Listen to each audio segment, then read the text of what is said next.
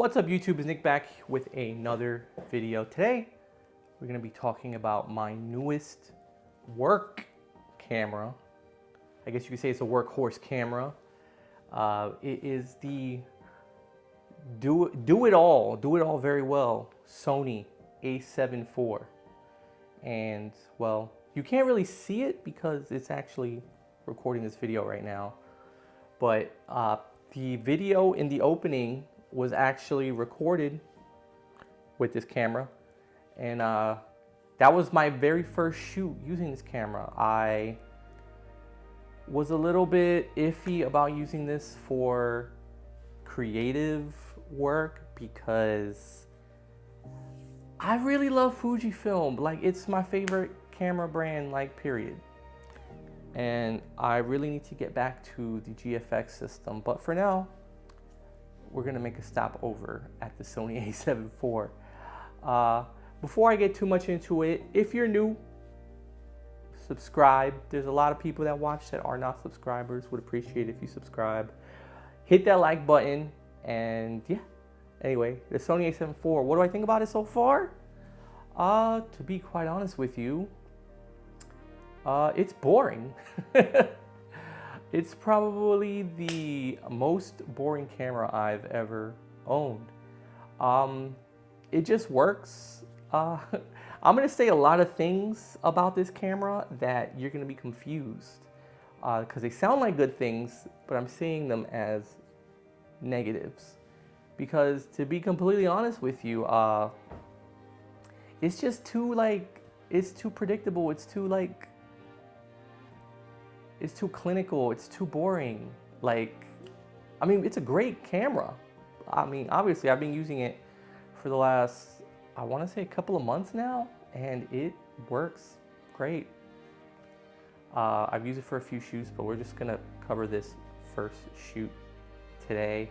As you can see from the video, I did do some movement. I need to practice actually trying to do some more dynamic stuff handheld. It was just holding the camera in my hand, like no handles, no cage, nothing. It was just camera, ND filter, and lens, and that's it. That was just me walking around. And if I'm gonna use this, I probably should invest in a cage or something so that I can actually have a little bit more stability when I am shooting handheld. I also need practice. So Bella, who was the dancer in the video, this was the first time I've ever worked with a dancer on a dance related shoot, and I definitely need some practice capturing angles, capturing things better on video. I'm a photographer, I can do that all day, but video, it is a different beast. But I will say, technically, I've had better image stabilization. I used to shoot on the Panasonic S5 II, and that stabilization was amazing. It was probably the best. I had no problem just hand holding that camera, and it looked great. This is a little shaky. I mean, it's partially my fault and partially the image stabilization in this camera isn't as good, but I could have turned it up to a higher level. It just would have cropped, but I didn't want to crop. So, but anyway, what do you think about the quality of the video? I think this has been done to death. There's so many videos on the Sony a7 IV. It's not a new camera, it's pretty old. The a7C II, I actually was considering buying the a7C II because the a7 IV is more expensive than the a7C II. But I actually got a crazy good deal on this camera I'm using right now from one of the local camera stores, Southeastern Camera in Raleigh, North Carolina. I got a killer deal on this camera, and I just went into that store to drop off a roll of film, and I came out with this camera and this lens. So, but the lens I'm using is the Sigma 35mm f1.4 art. Why the 1.4 and not the 1.2? Well, I actually used to own a 1.2 when I had L-mount cameras. I had a couple of S5 IIs. I had a SL2S, and while that lens was fantastic, it was insanely heavy and insanely front heavy. Like even on the Leica SL2S, it was unbalanced, and that's a heavy camera. Like it was too much, and so I was like, never again. I'm not going to get another Sigma 1.2 lens. It's just too big. And back in the day, actually, my first like big boy lens was the Sigma 35 1.4 on the I had excuse me, I had the Canon 80D, and I had that lens, and I used that lens through the 80D. Then I had a 6D Mark II. Then I had an EOS R, and I used that lens throughout like all three of those cameras, and it was phenomenal. I took amazing photos with it. So, you know, just sticking with the tried and true, I picked this up, and I'm liking it. I like it a lot. I mean, it produces really nice, sharp images, and it's a fraction of the price of the G Master lens. So yeah, but anyway, I'm gonna stop rambling. I'm gonna actually show you guys some photos from this shoot. Be sure to hit that like button, subscribe. Let me know, do you have an A7 IV? What do you think? I do think this is a really good camera for work.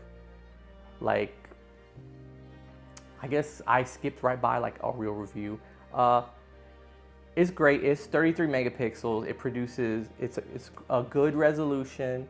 It produces really good video for the price point. It does everything you would need to do as a content creator. It has two card slots. The biggest con with this camera is that, well, there's two cons. The autofocus is not as good as the newer cameras, but like obviously those have like the A7R5 has like an AI chip in it, and so does, I believe, the A7C2 has it as well.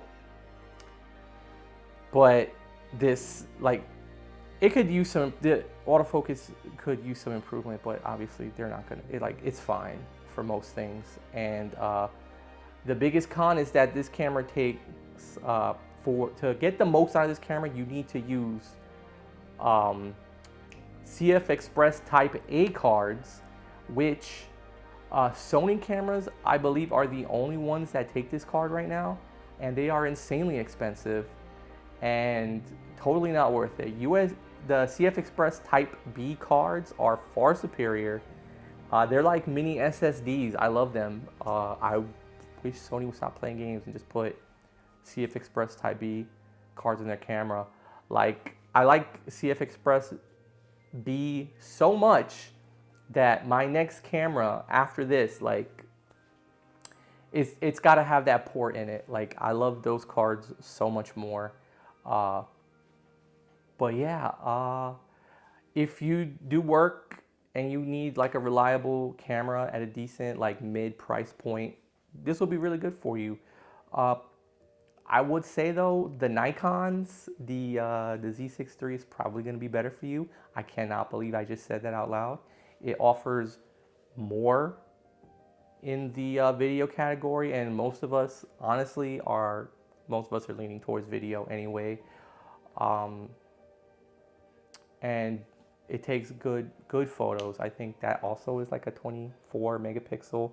So this has a little bit higher resolution, but if you're willing to give that up, the video capability is far superior on that camera, and the autofocus is probably equal or better. It seems like it might be a little better, but I really gotta try one of those out. I almost bought a Nikon ZF.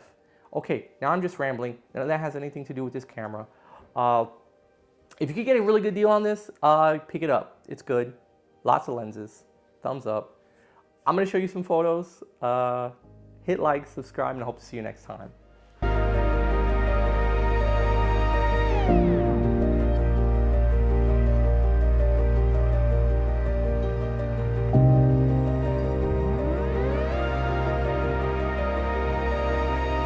you.